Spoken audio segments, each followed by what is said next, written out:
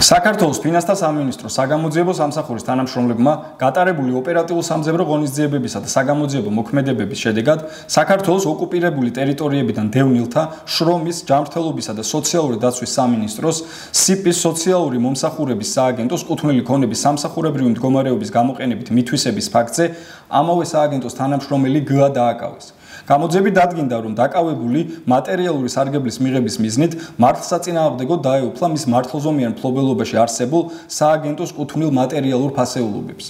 ჩატარებული ღონისძიებების შედეგად გ-ა დაკავებული იქნა სამსახურის მისამართზე მითვისებული საქონლის რეალიზაციისას, რა დროსაც მან მიიღო ფულადი თანხა 3472 ლარის ოდენობით.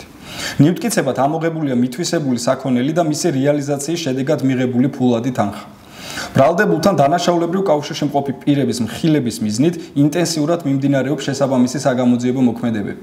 გამოძიება მიმდინარეობს საქართველოს სისხლის სამართლის კოდექსის 192 მუხლის მეორე ნაწილით, რაც სასჯელის სახით ითვალისწინებს თავისუფლების აღკვეთას 4-დან 7 წლამდე ვადით.